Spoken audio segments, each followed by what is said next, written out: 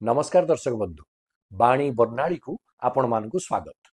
एबे आपण देखुथिबे विवाहर ऋतु प्रत्येक दिन बर बधू उभयंकर हस्तग्रंथि पड़ुची एवं विवाह अनुष्ठित होउची।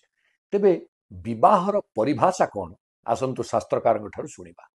विवाह रे थिबा तीनोटी अक्षर विवाह कौन आमको शिखौछंती जानंतु। कहले विश्वासो बरबद्धूश्च परिवारस्य बाहक हठाश्रु हर्ष हर्म्यंच साक्षात विवाह उच्यते। शास्त्रकार कहउचंती वीर होची विश्वास। बर एवं बधू उभयंकर पारस्परिक विश्वास।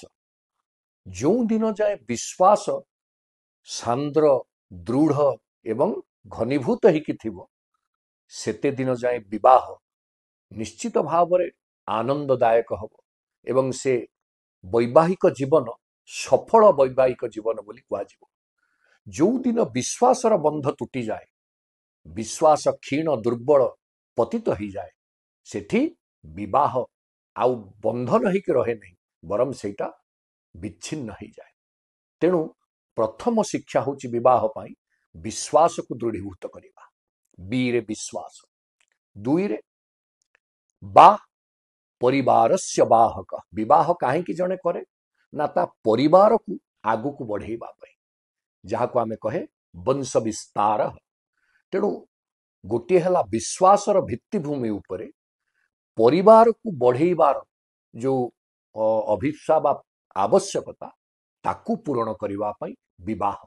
इठी परिवारस्य बाहक अर्थात परिवारर अग्रगति प्रगति एवं सत् परिणाम वशतः जो गति ताकू ही आचरण करेवा पई तार प्रतिफलन पाई विवाह आवश्यक एवं तार बा अक्षरटी परिवारर बाहक हिसाब रे परिगणित हुए। कहले तृतीय रे कहले हठाश्रु हर्ष हरम्यंच। ए विवाहटी हठ अश्रु आउ हर्ष। हठ भले होची जिद्दी करिवा अभिमान करिवा। अश्रु कोठी दुख आसीबो विषाद आसीबो। हर्ष कोठी आनंद पुलक सुख आसीबो। तेणु सुख दुख अभिमान ये सबुर हर्म्य अर्थात भंडार बा गृह ये होची विवाह। तेणु विवाह जे करे से ये सबुकु सह्य करिवार बरदास्त करिवार एवं एकु अतिक्रम करिवार धैर्य रखिवा दरकार। तेणु बीरे विश्वास बारे परिवारर बाहक एवं हरे हठ एवं अश्रु एवं हर्ष ये तीनोटी जाकर जो हर्म्य से हर्म्यता को कहीं कह जाए सबु प्रकार मार्मिक स्थिति आपण अनुभव करेंगे से विवाह रे। तेणु ये तीनोटी जाक को जी प्रकृत रे बुझे विवाहर परिभाषा को हृदयंगत करे से वास्तव में वैवाहिक जीवन को सफल निर्वाह करे।